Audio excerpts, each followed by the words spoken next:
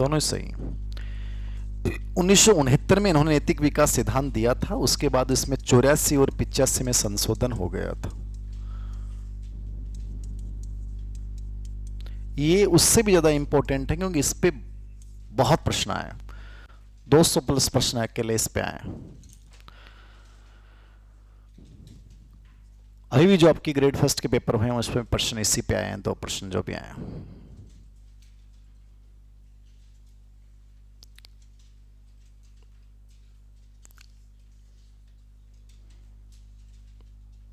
इसकी भी वो कहानियों पे आधारित प्रयोग था।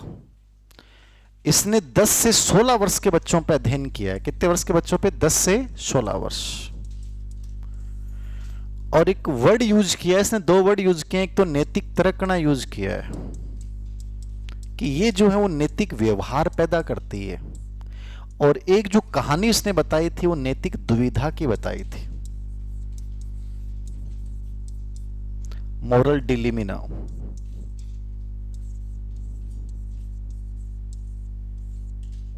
तो मोरल डिलीमिना क्या होती है? दुविधा होती है। तो इसने कि हिंज की कहानी सुनाई थी, पिछली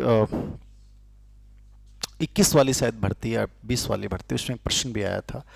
2 वर्ड इसने यूज किए हैं, मॉरल रीजनिंग क्या है और मॉरल डिलीमा क्या है, नैतिक दुविधा क्या है।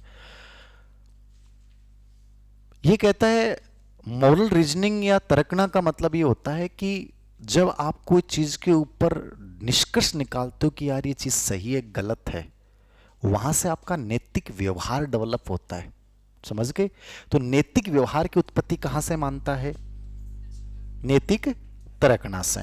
नैतिक दुविधा क्या है? नैतिक दुविधा एक कहानी सुनाई इसने कि एक व्यक्ति है हिंज, और हिंज की पत्नी है, पत्नी के हो गया कैंसर। अमेरिका में केवल एकमात्र मेडिकल दुकान है, दवाई की दुकान है जिसपे वो कैंसर की दवाई मिलती है, मतलब उसके पास उसके अधिकार हैं, कॉपीराइट है उसके पास। तो वो जो है जिसके पास, अकेले के पास कोई चीज आ जाती है, फिर वो अपने आप को ये मानता है कि मेरे जैसा कोई नहीं, फिर वो उसका शोषण करता है। भाई अपन निजीकरण का यदि कोई नुकसान देखते हैं तो निजीकरण का सबसे बड़ा नुकसान ये होता है कि निजीकरण जब हावी हो जाता है तो हमें चीजें उपयुक्त मात्रा में नहीं मिलती। आज बीएसएनएल में आप 107 रुपए में भी महीने का काम चला सकते हो, आपको नेट भी मिल गया, आपको कॉलिंग भी मिल गई, और आप जियो में, एयरटेल, वोडाफोन, इनमें आपको 350 से 400 रुपए का रिचार्ज करवाना पड़ रहा है। और एक टाइम इन्होंने बीएसएनएल को समाप्त करने के लिए बहुत सस्ते पैकेज दिए, जियो बहुत फ्री आया, आप लोगों को लगा बहुत अच्छी सुविधा है। मैंने बीएसएनएल पहली सिम ली थी जयपुर में, पहली बार मेरे पास एक फ़ोन आया था 2008 में, तो मैंने चांदपोल बाजार में पहली बार एक सिम ली थी जो मेरा 9414404231 वाला नंबर है, वो मेरी पहली सिम थी। बढ़िया नंबर लगा मेरे को यार, बीएसएनएल मतलब फील आवा कि गवर्नमेंट को सो फील आवे। मैं बिन कभी चेंज कुन करी, जियो आयो ना थे लाइनाम लाग लाग जियो लियो, मैं जियो आज तक कौन लियो, ठीक है, मुझे जरूरत ही नहीं पड़ी। मुझे लगा कि यार बीएसएनएल मतलब ऐसा लगता है कि देश वाली भाव है इसमें, वो आज भी मैंने रखा क्योंकि मुझे इनका अस्तित्व का पता था कि लास्ट में जाके जो भी फोकट में चीज मिले ना वो लास्ट में थारे से ही वसूल करे। आज चीज नोट कर लीजिए छे, मैं थाने कह दूंगी टेलीग्राम के ऊपर आज आपका एक फ्री टेस्ट आयोजन करवाया जा रहा है, तो फ्री टेस्ट में दुनिया भर की जनता जुट जाएगी। फिर मैं 1 महीने बाद में कह दूंगा कि अब आपके लिए एक बहुत अच्छी टेस्ट सीरीज आ रही है, इसका चार्जेज होगा 349 रुपये, आप दे दीजिए, इसमें जो प्रश्न होंगे वो बहुत अलग होंगे। अब वो बच्चों ने जिन्होंने 10,000 फ्री में दिया उन्हें लगा कि यार ले लेते हैं, तो उनमें से कुछ लेंगे। हर इंसान ऐसा ही होता है, बिजनेस आइडियाज होते हैं। और मैं आपको हमेशा बोलता हूं, मैं तो खुद आपको क्लियरली बोल रहा हूं, जबकि मैं खुद अपना ऑनलाइन इतना बड़ा प्लेटफॉर्म चलाता हूं, फिर भी मैं आपको ये बात बोल रहा हूं, हर आदमी के अपने हित होते हैं। तुम्हें हाँ आर्थिक हित हमेशा जोड़, बिना आर्थिक हित के कोई आदमी सलाह भी कौन दे। ऐ कह दोगे ना कि भाई मेरे से मार्गदर्शन आप फ्री में ले सकते हो, हमारा टेलीग्राम चैनल ये है, इसको ज्वाइन करें, और यहाँ पे मैं आपको समय समय पर बहुत सारी जानकारियाँ जो हैं वो साझा करूँगा। वो मन 4 मना जानकारियाँ साझा करेगा और बाद में कह देगा अब जो है हमारी ये किताब आ रही है, किताब जरूर ले लें, ये बहुत ही बेजोड़ किताब है, और इस किताब में हर आदमी व्यापारी है, यहाँ पे बिजनेसमैन है। जब हर आदमी बिजनेसमैन है, तुम्हारी दृष्टि बिजनेसमैन वाली बनाओ।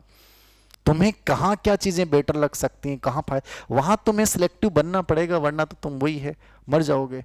अब आज बीएसएनएल एक अच्छी चीज है, बहुत अच्छी चीज है। अब जयपुर जैसे शहर में रहते हैं, आपके पास बीएसएनएल नहीं है, गलत बात है। आप अनावश्यक रूप से पैसा दे रहे हो, क्या मतलब है? लो ना उसका, सही है। अनावश्यक यूज नहीं करोगे, ठीक है, बढ़िया है, कम पैसों में कोई सुविधा मिल रही है।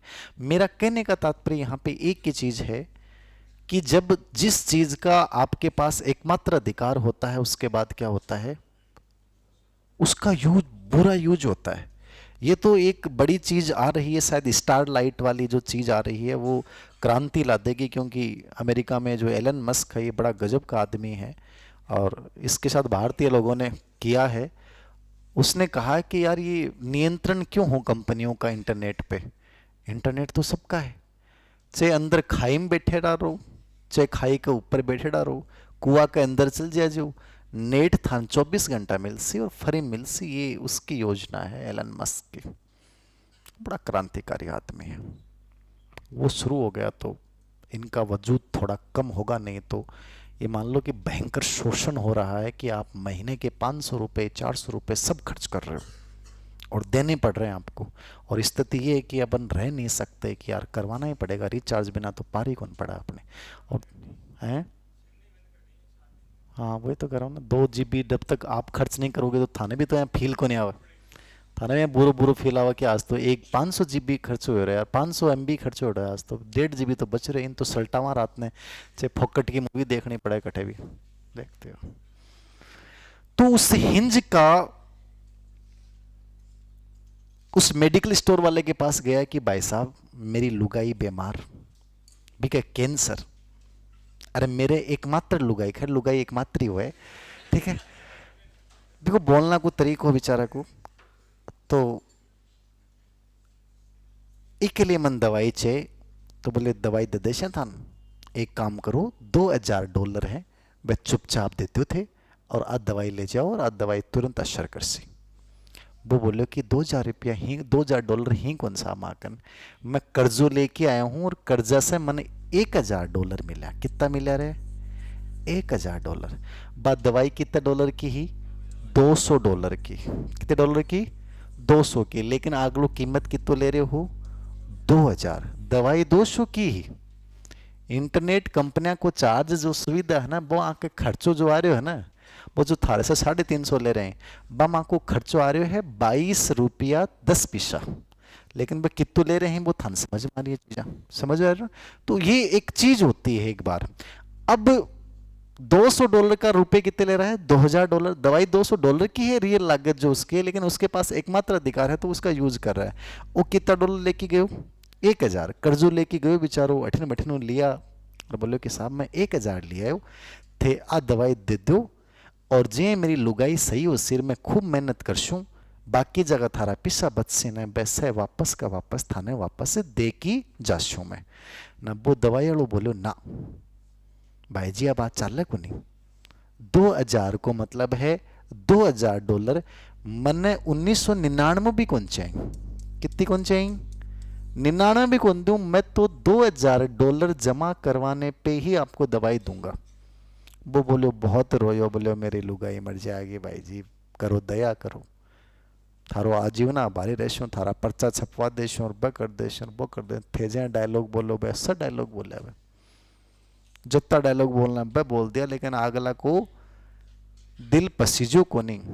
प्राइवेट हॉस्पिटल में कभी भी जाके देख लीजिए, ₹5 की छूट कौन मिले, समझ में आ गई बात? तो उसने खूब दया भिक्षा मांगी, लेकिन भिक्षा किसी ने नहीं दी। वहां से हिंज जो है वो लौट आता है, और हिंज लौट के रात को सो रहा है। सोते सोते इसके मन में एक भाव जगा कि यार क्या है ये, गलत है। $200 की दवाई है, 2000 में बेच रहा है, 1000 दे रहा हूं फिर भी नहीं दे रहा है। और ये रात को उठा, और उठने के बाद अरे यार, वो उठा और उठने के बाद गिर को रहे, गिरा करेंगे। अरे राम सिंह बिन भेजी यार, वो एक मार्कर भेजा को अटेंड पड़ गो। तो वो उसने उसका लॉक तोड़ा और लॉक तोड़ने के बाद दवाई को चुरा लिया। अब वो दवाई चुरा के ले आया, अपनी पत्नी को दे दी। अब वो इन बच्चों से सवाल पूछता है कि ये जो हिंज ने काम किया वो सही था कि गलत था। तो अब ये अलग अलग आयु के बच्चे हैं और ये अलग अलग आयु के बच्चे हैं, तो इनसे अलग अलग टाइप से रिस्पॉन्स आता है। कोई कहता है नहीं गलत किया, अब बिन पुलिस पकड़ ले जाएगी, बिन मारसी, यहाँ तो हर कोई कानून तोड़ लाग जाएगा और सगला कानून तोड़ लाग जाएगा तो फिर लोग दवाई बनाना ही बंद कर देंगे। कानून की दृष्टि में तो सब समान है, लुगाई है तो क्यों गो, पिसा तो पिसा ही हो, जितना देना बताए दे। किशोर अवस्था का टाबर हो वो कह दे बढ़िया काम करो, जोरदार काम करो। जब बात दवाई $200 की ही, जना वो 200 में क्यों कौन बेच रहे हो, वो बहुत बढ़िया काम करो। अरविंद चोरी करनी चाहिए।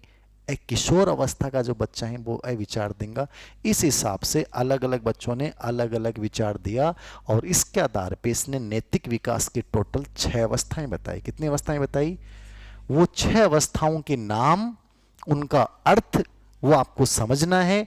ये तो पूरी कहानी थी। कहानी का सार इतना याद रखना है कि हिंज की नैतिक दुविधा का अध्ययन किसने किया है?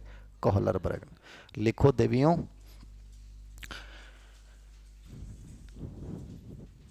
10 से 16 वर्ष के बच्चों का अध्ययन किया। कितना वर्ष के बच्चों का अध्ययन किया? 10 से 16 वर्ष। आपसे पूछ लेगा कि नैतिक तार्किकता के वर्ष किसे कहा है, तो आगे लिखा 10 से 16 वर्ष को।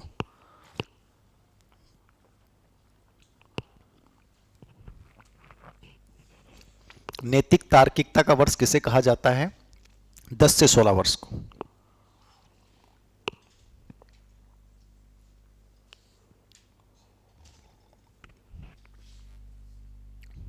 दस से 16 वर्ष को क्या कहा जाता है? नैतिक तार्किकता का वर्ष।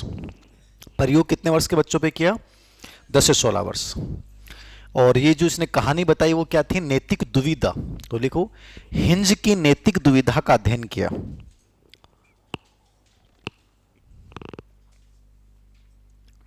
हिंज की नैतिक दुविधा का अध्ययन किया।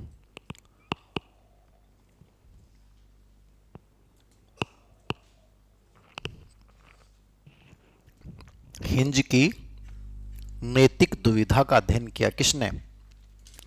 कोहलरबर्ग। ठीक है। मॉरल डिलेमा क्या थी, मॉरल रीजनिंग क्या था? नैतिक तर्कना को ये कहता है कि 10 से 16 वर्ष में पैदा होती है और ये नैतिक व्यवहार पैदा करती है। नैतिक दुविधा किसकी थी? हिंज की। आधार माइंड में रखियो। बाकी ये कहानी तो नहीं पूछेगा आपसे। इससे $200 की दवाई की कीमत कितनी ली? $2000 ली। एक नॉलेज दिमाग में रखना कि 200 के 2000 ले रहा था, इसके पास पैसे थे नहीं और इसने चोरी कर ली। उसके आधार पे उसने बच्चों से सवाल किए। अब आपको ये समझना है, इसकी किताब पे वैसे प्रश्न आए नहीं है, लिखना चाहो तो लिख लो इसी किताब के नाम। इसी किताब, 3 किताबें थी इसकी। नैतिक विकास एक दर्शन, किताब का नाम लिख लो, नैतिक विकास एक दर्शन, a philosophy of moral development. नैतिक विकास एक दर्शन, ये इसकी किताब है, a philosophy of moral development. Philosophy of moral development. नैतिक विकास का मनोविज्ञान, साइकोलॉजी ऑफ मॉरल डेवलपमेंट। नैतिक विकास का मनोविज्ञान, साइकोलॉजी ऑफ मॉरल डेवलपमेंट। नैतिक विकास एक दर्शन, philosophy of moral development, psychology of moral development. और एक किताब और लिखी थी इसने, meaning and measurement of moral development, यानी नैतिक विकास का अर्थ व मापन। नैतिक विकास का अर्थ व मापन, meaning and measurement of moral development. 3 किताबें हैं, philosophy of moral development, psychology of moral development, meaning and measurement of moral development. देवियों, आगे बात समझ में? नैतिक विकास का दर्शन, नैतिक विकास का मनोविज्ञान, नैतिक विकास का अर्थ व मापन, meaning and measurement of development, A philosophy of moral development और एक साइकोलॉजी ऑफ मॉरल डेवलपमेंट। याद करो तो कर लेना, छोड़ देना। इंपॉर्टेंट चीज, ये नैतिक विकास के 3 स्तर बताता है। स्तर कितने बताता है? 3। कौन कौन से? पूर्व परंपरागत। अब याद रखियो, इस पे बहुत प्रश्न पूछेगा। पूर्व परंपरागत मतलब प्री कन्वेंशनल, प्री कन्वेंशनल, ठीक है। इसको नाम भाषा बहुत चेंज करेगा। परंपरागत के स्थान पे रूढ़िगत वर्ड आ जाएगा, कंफ्यूज मत होना। रूढ़िगत के स्थान पे लौकिक वर्ड आ जाएगा, कंफ्यूज मत होना। 3 स्तर बताता है। कितने स्तर बताता है? 3। पहला स्तर कौन है? पूर्व परंपरागत। इसको अपन क्या बोलेंगे? Pre conventional. पूर्व परंपरागत, पूर्व रूढ़िगत, पूर्व लौकिक, कंफ्यूज मत होना, तीनों एक ही वर्ड है। जो पूर्व परंपरागत है वही पूर्व रूढ़िगत है, जो पूर्व रूढ़िगत है वही पूर्व लौकिक है। पूर्व रूढ़िगत, पूर्व लौकिक, पूर्व परंपरागत, प्री कन्वेंशनल स्टेज। एक एक चीज समझ लेना, प्रश्न आएंगे बढ़िया वाले। सीटेट का तो 2 प्रश्न तक आ जाए यहां से। प्री कन्वेंशनल क्या है सर? बताओ, किसको बोलते हैं प्री कन्वेंशनल? हाँ बताओ, प्री कन्वेंशनल क्या है? पूर्व परंपरागत, पूर्व रूढ़िगत। इसको पूर्व औपचारिक भी बोल सकते हो आप। ये सब एग्जाम में आए हुए शब्द हैं, कंफ्यूज मत होना बस।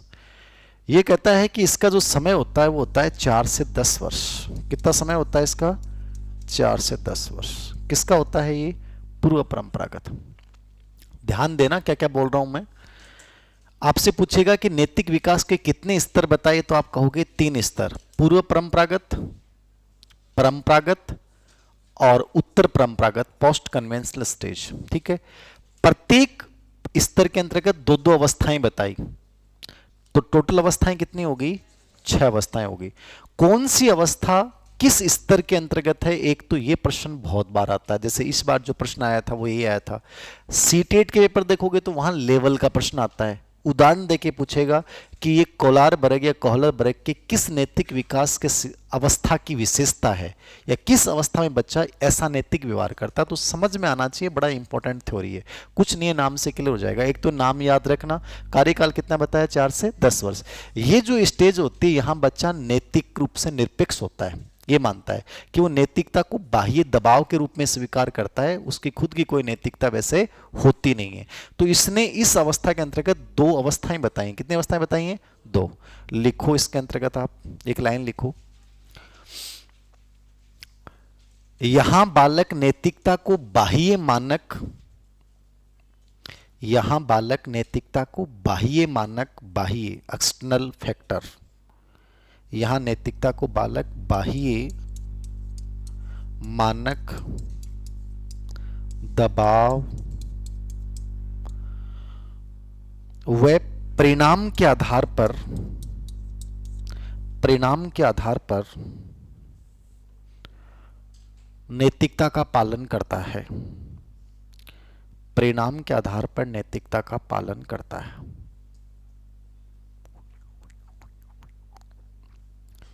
परिणाम के आधार पर किसका पालन करता है? नैतिकता का।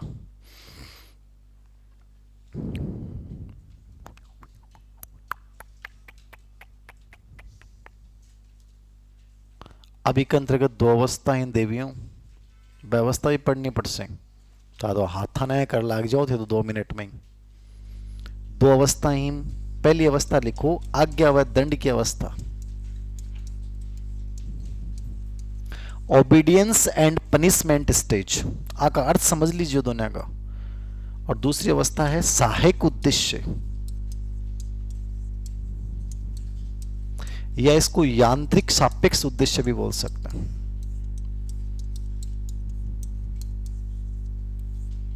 सहायक उद्देश्य, यांत्रिक सापेक्ष अवस्था या व्यक्तिक विनिमय, ये तीनों नाम एग्जाम में आए हुए हैं। व्यक्तिक विनिमय, इंस्ट्रूमेंटल रिलेटिविस्ट बोल सकते हैं।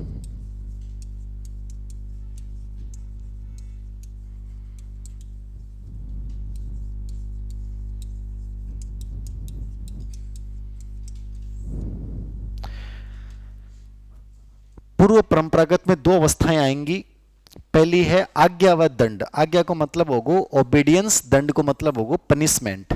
तो ओबीडियंस एंड पनिशमेंट स्टेज। और दूसरी अवस्था का नाम लिखा है मैंने, सहायक उद्देश्य बोल दो, यांत्रिक सापेक्ष बोल दो। यांत्रिक सापेक्ष इसका मूल नाम है जो ज्यादातर एग्जाम में आता है।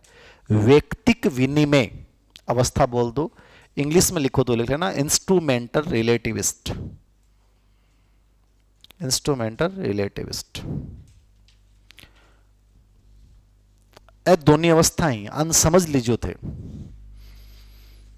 आपको अर्थ समझियो। पहला सिंपल प्रश्न आएगा तो क्या आएगा, आज्ञा व दंड किस अवस्था का भाग है, पूर्व परंपरागत। यांत्रिक सापेक्ष सहायक उद्देश्य व्यक्तिक विनिमय किसका भाग है, पूर्व परंपरागत।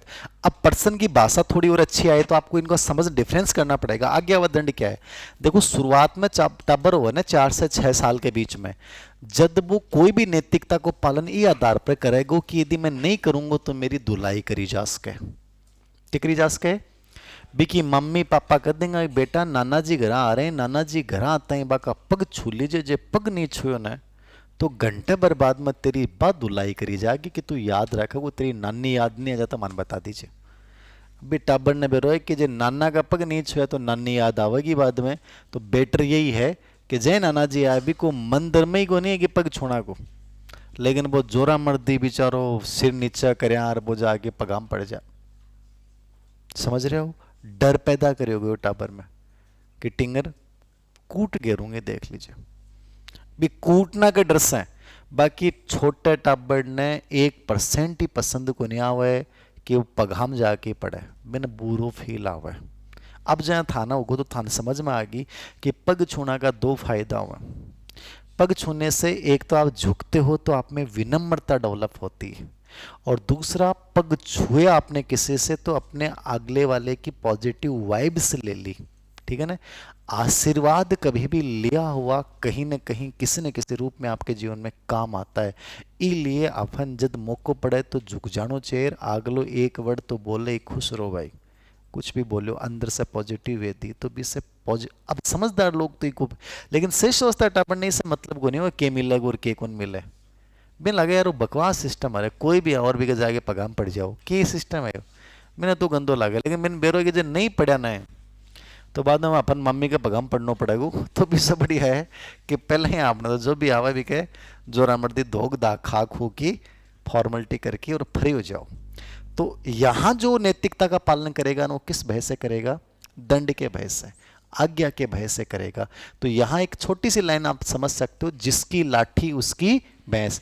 तो टाबर लाठी के अनुसार चाला, जको लाठी दिखा देगो भी लाठी का गैल गैल हो लेगो, और लाठी नहीं दिखाओगा तो बिन मतलब कोने। तो अठे वो टाबर कह देगो यार वो गलत काम करो, वो हिंज नैतिकता को उल्लंघन करे भी से नुकसान क्यों सी, तो बोले नुकसान ये हो सी मैं पुलिस वाला आसी और जे भी का मारसी डंडा और बिन करसी जेल में बंद, इसलिए बोलो गलत है। बाकी मान ओ कौन मतलब कि भी कि लुगाई मर रही बेचारा की, वो नहीं चोरी करता तो बा मर जाती, मान कह ना यूं मतलब को नहीं मान बिना जेल में ले जाके कुटेंगा, वो दर्द जो उससे ना वो ऐसा है नहीं, वो गलत काम है। ई आधार पर वो भी के कार्य की आलोचना कर से। समझ में आ गई बात। देवताओं के पल्ला पड़ रहे है कहीं भुजंगनाथ के जहाँ बैठे ना डला पढ़ कर लो चाल लो मड़ा गर्दन है लाओ जना को एडे IPL का मैंने क्रिकेट देखने बैठा हूं। लिखो आज्ञा व दंड के नीचे लिख लो, एक नीचे लिखो देवियों, लिखो तो इस अवस्था में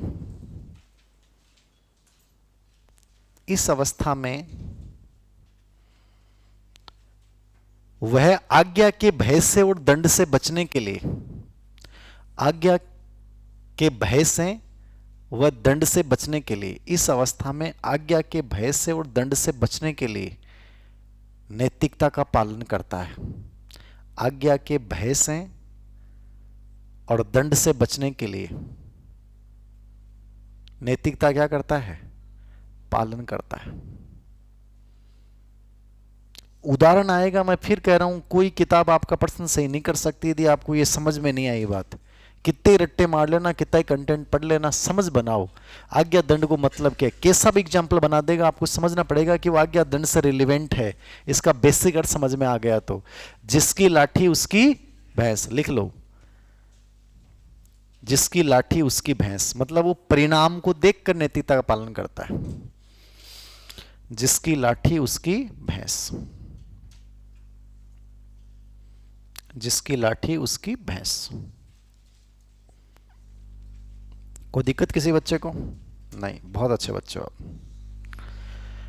सहायक उद्देश्य यांत्रिक सापेक्ष और व्यक्तिक विनिमय, इम लिखो। इसका मतलब क्या है? यह अवस्था, इसमें दो तीन चीज याद रखना आप तो बस। यह अवस्था पारस्परिकता, रेसिप्रोकल, पारस्परिकता, अदला बदली, वर्ड याद कर लीजिए। यहाँ पर प्रश्न आओगे, उदाहरण नाम पर लिखा आओगे, पारस्परिकता, अदला बदली, पुरस्कार पर आधारित होती है। पारस्परिकता मतलब रेसिप्रोकल होता है, अदला बदली विनिमय इंटरचेंज, पुरस्कार पुनर्बलन, तीन वर्ड अंडरलाइन कर लीजिए। पारस्परिकता, अदला बदली, पुरस्कार पर आधारित होती है। इसमें बालक अपनी आवश्यकताओं को जानता है, इसमें बालक अपनी आवश्यकताओं को जानता है, दूसरों के अधिकारों को समझता है। अपनी आवश्यकताओं को जानता है, दूसरों के अधिकारों को समझता है। अपनी आवश्यकताओं को जानता है, दूसरों के अधिकारों को समझता है।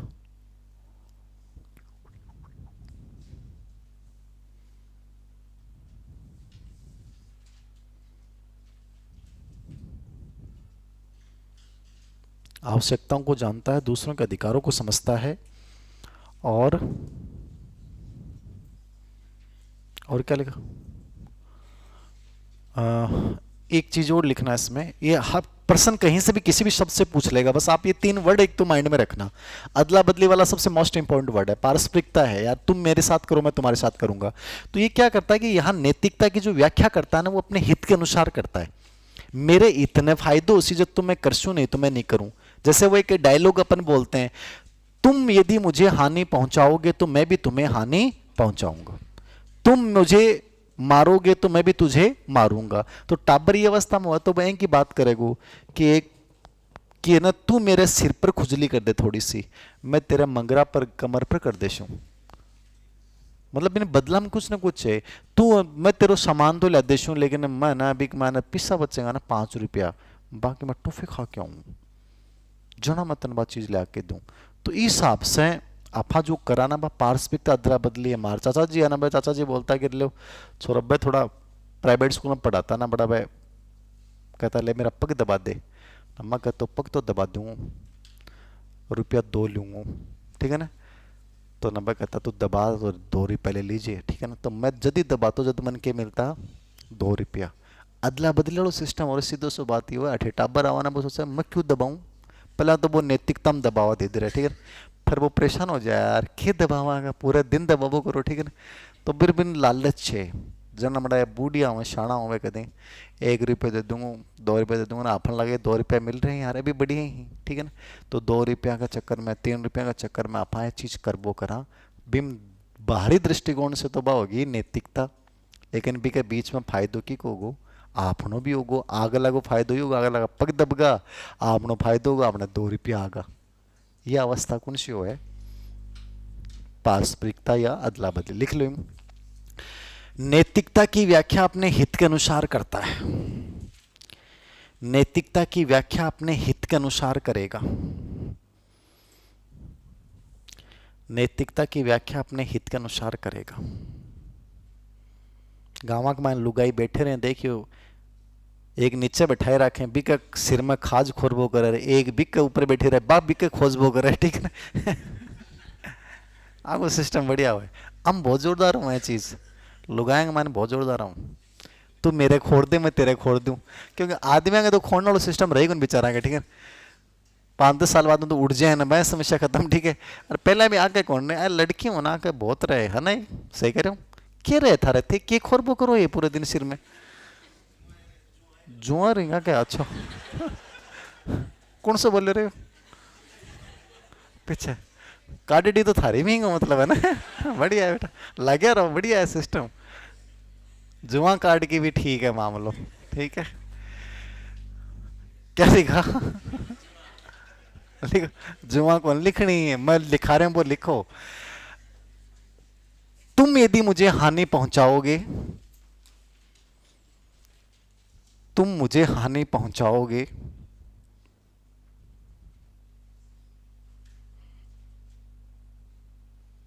तो मैं भी तुम्हें हानि पहुंचाऊंगा। यदि तुम मुझे हानि पहुंचाओगे तो मैं भी तुम्हें हानि पहुंचाऊंगा। ऐसा स्टेटमेंट दे देगा कि तुम मेरे साथ ऐसा करोगे तो मैं तुम्हारे साथ ऐसा करूंगा। ये कौन सी अवस्था की विशेषता है ना? मतलब कैसे, ये तो एक एग्जाम्पल दिया है मैंने, लिखाया है, आप इससे जोड़ लेना हर उदाहरण को। कि जैसे मैंने वो खुजली वाला दिया कि तुम मेरे सिर पे खुजली कर दो, मैं तुम्हारे मग इस पे कमर पे कर दूंगा, तुम मेरे पैर दबा दो, मैं तुम्हारा सर दबा दूंगा। तो ये जो अदला बदली है वो यहाँ की विशेषता है। कोई डाउट है किसी बच्चे को? हाँ बता। किसका? यांत्रिक आ गया ना, इंस्ट्रूमेंटल, मशीनी तरीके से करता है उसे, बस अपने को फायदा होना चाहिए, फिर उसके बाद उसको सोच थोड़ी, विवेक थोड़ी प्रयोग कर रहा है। जहां विवेक नहीं है वहां क्या है? वो यांत्रिकता है। विवेक जहां जाएगा वहां पे अंतिम अवस्था आ जाएगी। ये दोनों ही विवेकहीन है, याद रखना। दूसरी लिखो परंपरागत, दूसरा स्तर है परंपरागत। अब मैं नाम कौन लिखाऊं? बस सेम थे जिट इज लिख लीजिए नोट्स कमाए ना। परंपरागत को मतलब क्या होगा? कन्वेंशनल, ठीक है ना। वो जो नाम है ना हिंदी के अलग अलग नाम, जहाँ औपचारिक है, लौकिक है, रूढ़िगत, वो सब आ जाएंगे यहाँ पे। बस एक वर्ड हट जाएगा और वो क्या है? पूर्व है, प्री वर्ड हट जाएगा बस। यहाँ केवल परंपरागत है, औपचारिक है, रूढ़िगत है, लौकिक है, और वहां पूर्व परंपरागत था। तो ये कन्वेंशनल है, CONVENTIONAL, कन्वेंशनल, परंपरागत। ये 10 से 13 वर्ष का कार्यकाल माना है इसने, 10 से 13 वर्ष, 10 से 13 वर्ष। इसमें लिखना एक लाइन,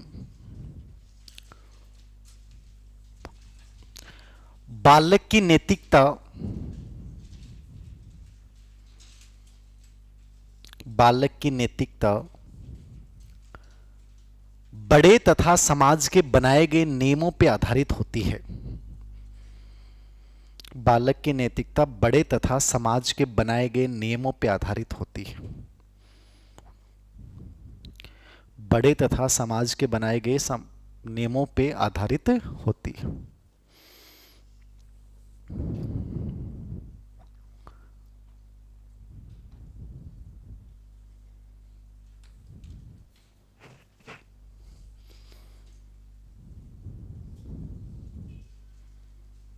लिख लिया? Okay done. इसके दो अवस्थाएं लिख लो। अच्छा लड़की, अच्छी लड़की की अवस्था अभी आया था जस्ट अभी आरपीएस में आपके। अच्छा लड़का व अच्छी लड़की, नाइस बॉय नाइस गर्ल। अच्छा लड़का अच्छी लड़की, इसको एक नाम और भी दिया गया है, परस्पर एक रूप अभिमुखता। परस्पर एक रूप मतलब इंटरपर्सनल ओरिएंटेशन।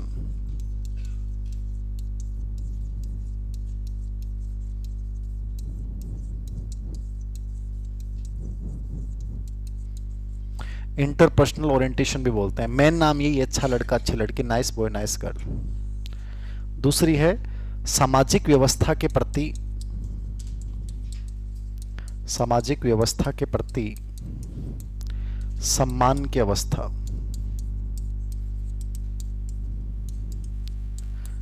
इसको एक नाम और भी बोलते हैं, अधिकार संरक्षण अभिमुखता, ऑथोरिटी ओरिएंटेशन, कंजर्वेशन मतलब ओरिएंटेशन, अधिकार संरक्षण अभिमुखता भी इसे बोला जाता है। इसको लॉ एंड ऑर्डर स्टेज भी बोलते हैं, लॉ एंड ऑर्डर स्टेज। परंपरागत स्तर जो है इसमें दो अवस्थाएं हैं। पहली का नाम है अच्छा लड़का अच्छी लड़की, नाइस बॉय नाइस गर्ल, ये तो इसका मूल नाम है।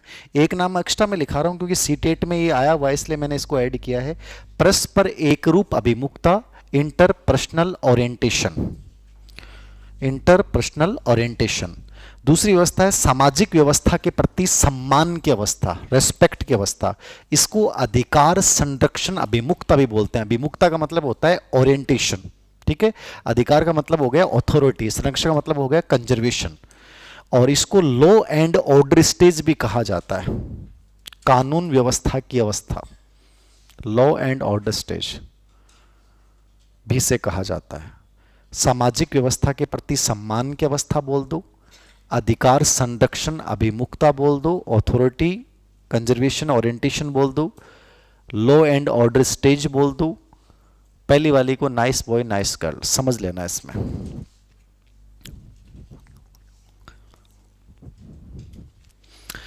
देखो ये जो अवस्था है पहले वाली, इसमें ये है अनुमोदन प्राप्त करने पे। जो दो तीन वर्ड मैं बोलूं ना, इनको कैच कर लिया करो बस, उन्हीं से रिलेवेंट एग्जाम्पल आएगा एग्जाम में।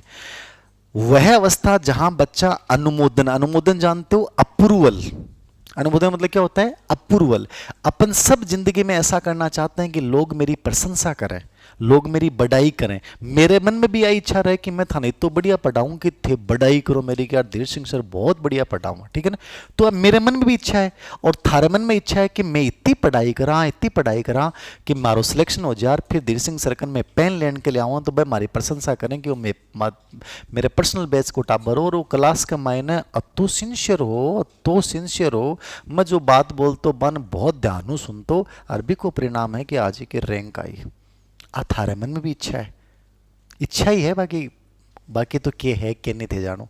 तो ये अप्रूवल की प्रवृत्ति है, मतलब हम सब में है कि यार मैं ऐसा काम करूं कि इससे मेरी बड़ाई प्रशंसा करें।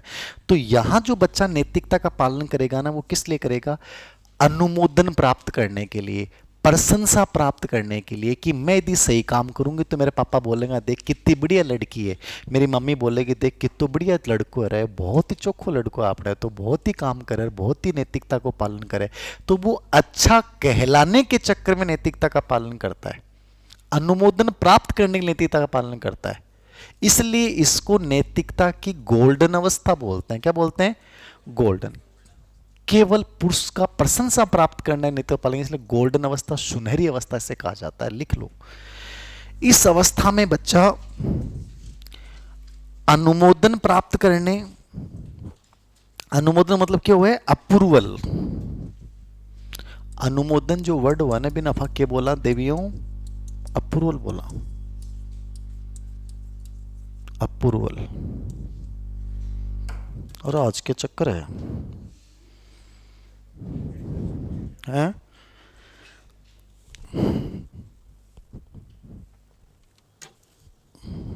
कुछ तो है आज।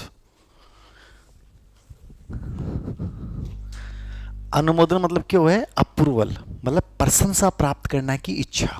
लिख लियो अनुमोदन वर्ड, आगे लिखो कोमा लगा के, अनुमोदन के आगे कुछ लिखोगे थे, अनुमोदन प्राप्त करने कोमा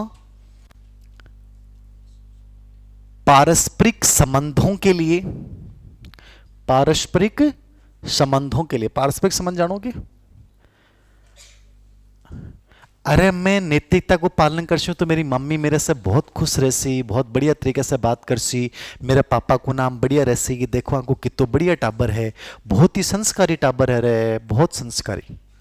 वो इस चक्कर में अंतर्व्यक्तिक संबंधन खुश रखने के लिए भी नैतिकता को पालन करे। समझ में आ गई, इलेन सुनहरी अवस्था बोला, लिख लो।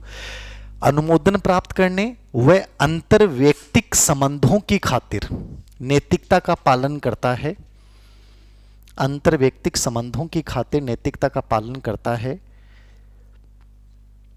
इसे नैतिकता की सुनहरी अवस्था गोल्डन स्टेज बोला जाता है। इसे नैतिकता की सुनहरी अवस्था गोल्डन स्टेज,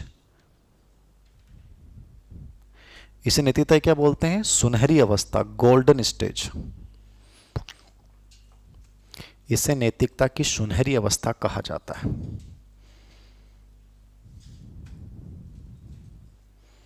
इसे नैतिकता की सुनहरी अवस्था, गोल्डन स्टेज कहा जाता है। आ गया समझ में? बहुत बढ़िया। और बताओ, यहां तक कोई डाउट है किसी को? सुनहरी अवस्था लिख लिया? गोल्डन स्टेज किसे कहा जाता है? इसको सुनहरी अवस्था बोलते हैं। लिख ली क्या बात? लिख लो सुनहरी। अब लिखो ईमान, सामाजिक व्यवस्था के प्रति सम्मान के नीचे इसमें लिखो, ये जो अवस्था होती है ना, वो यहां कहता है कि समाज के प्रति अपन कर्तव्य को पालन करना चाहिए। जो समाज बता रहे हो बात सही है एकदम, और समाज के विरुद्ध अपन कोई व्यवहार नहीं करना चाहिए। जो नियम बने रहे, कानून बने रहे है, भी नियम और कानून को अपन किसी भी हाल में तोड़ेंगे नहीं। और ये कहता है कि कानून की दृष्टि में सब समान है, चाहे वो छोटो आदमी हो चाहे वो बड़ो आदमी है। दो ही बात याद रखियो कि सामाजिक व्यवस्था के नियमों को स्वीकार करना, क्योंकि वो सभी के लिए क्या है? समान। कर्तव्य भावना से प्रेरित होकर नैतिकता का पालन करना। दो लाइन लिख लो, लिखो, कर्तव्य भावना से प्रेरित होकर नैतिकता का पालन करना। कर्तव्य भावना से प्रेरित होकर नैतिकता का पालन करना। कर्तव्य भावना से प्रेरित होकर नैतिकता का पालन करना।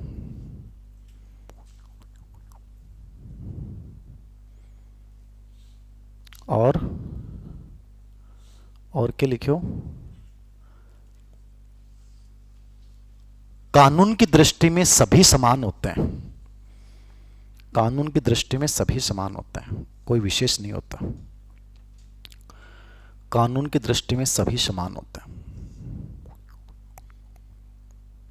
बहुत इंपॉर्टेंट अवस्थाएं, समझ में आ गई तो आपका प्रश्न गलत नहीं होगा लाइफ टाइम।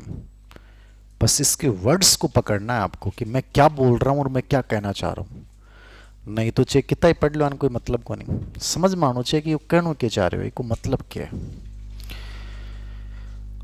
अंतिम स्तर है उत्तर परंपरागत। उत्तर परंपरागत मतलब पोस्ट कन्वेंशनल स्टेज।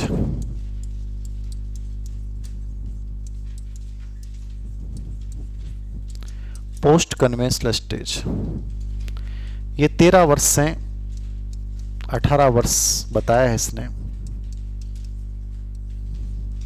इन दो अवस्था ही सामाजिक समझौते की अवस्था, सोशल कॉन्टैक्ट, सामाजिक समझौते की अवस्था, सोशल कॉन्टैक्ट,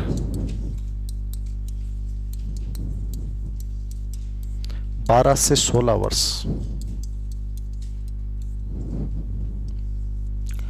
और दूसरी है आंतरिक विवेक, जिसको आप इंटरनल ऑटोनॉमी भी बोल सकते हो ना। ये ऑटोनॉमी अवस्था है।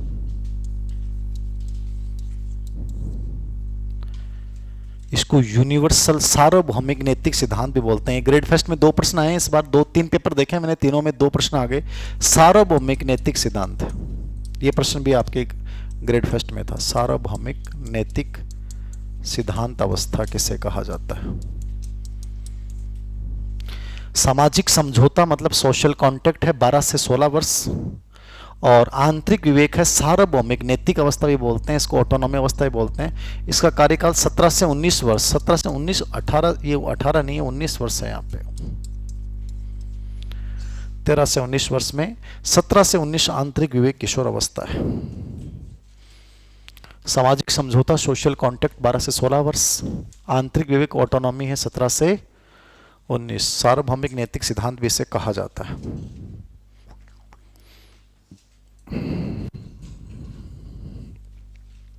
लिख लियोगे? समझ लो, इंपॉर्टेंट है। ग्रेड फर्स्ट का टाबरा के लिए दोनों अवस्था बहुत इंपॉर्टेंट है।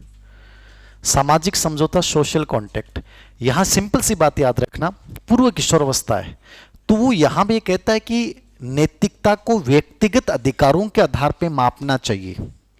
व्यक्तिगत अधिकारों को मतलब समझ रहे हो कि जीवन की रक्षा करना व्यक्तिगत अधिकार है, लेकिन वो प्रजातांत्रिक नियमों के तहत होना चाहिए।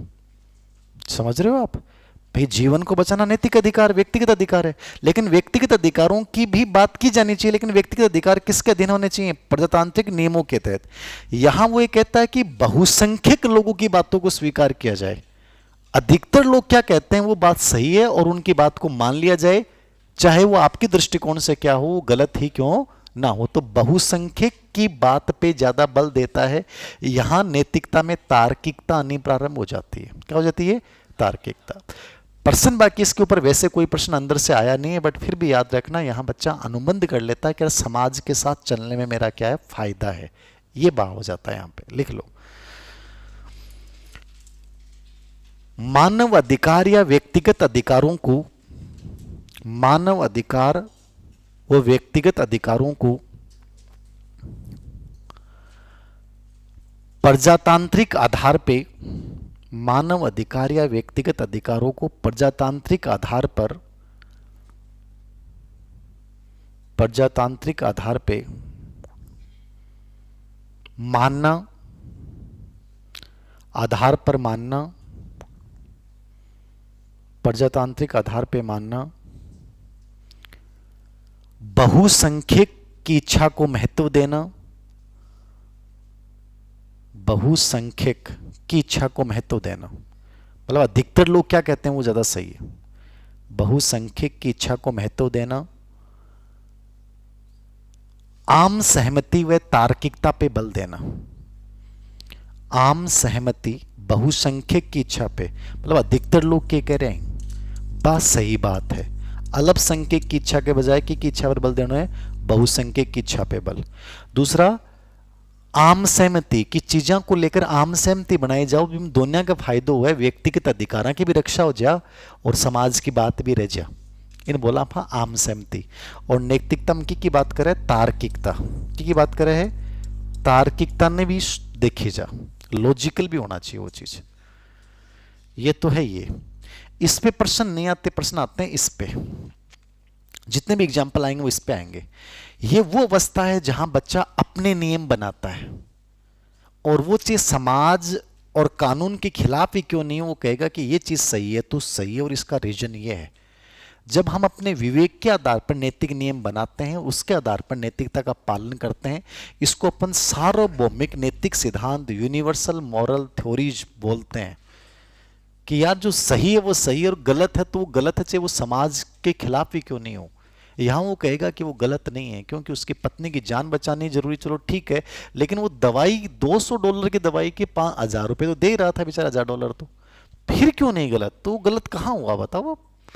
ये बात करेगा, लॉजिकल बात करेगा वो कंप्लीटली यहां पे। तो ऐसे प्रश्न आते हैं यहां पे कि एक गणेश नामक व्यक्ति आयकरदाता होने के बावजूद आयकर नहीं देता है और वो कहता है कि मैं आयकर क्यों दूं, मेरे पैसे को सरकार गलत बांधों के निर्माण पे खर्च कर रही है। ये कोलार वर्ग के नैतिक विकास की किस अवस्था का उदाहरण है। तो जहां व्यक्ति ये विरोध करता है कि यार ये इसलिए गलत है क्योंकि इसका प्रयोग गलत होगा, मैं पैसे दे रहा हूं लेकिन सरकार तो ऐसे बांध बना रही है जिनका कोई उपयोग ही नहीं है, तो मैं इनकम टैक्स दूंगा ही नहीं। तो इस प्रकार से वो लॉजिकल बता रहा है, उसका लॉजिक बता रहा है कि साहब इस आधार पर विरोध करता हूं। तो ऐसे एग्जाम्पल कहीं भी आएंगे ना, तो आपको क्या करना है, आंतरिक विवेक करना है। बाकी अभी ग्रेड फेस्ट में जो प्रश्न आया वो यह है सार्वभौमिक, या लगभग प्रश्न आता है आंतरिक विवेक, आपकी अंदर की आवाज सुना है, अंतरात्मा की आवाज सुना है, लिख लो। इस अवस्था में बालक अपने आंतरिक विवेक के आधार पर नैतिक नियमों का पालन करता है। वह सही को सही और गलत को गलत ठहरा देता है। वह सही को सही और गलत को गलत ठहरा देता है। इस अवस्था में बालक सही को सही, आंतरिक विवेक के आधार पर नैतिकता का पालन करता है। आंतरिक विवेक के आधार पर नैतिकता का पालन करता है। इस अवस्था में बालक सही को सही और गलत को गलत कहने की हिम्मत रखता है, ऐसे लिख लो चाहे। सही को सही और गलत को गलत कहने की क्या रखता है, हिम्मत।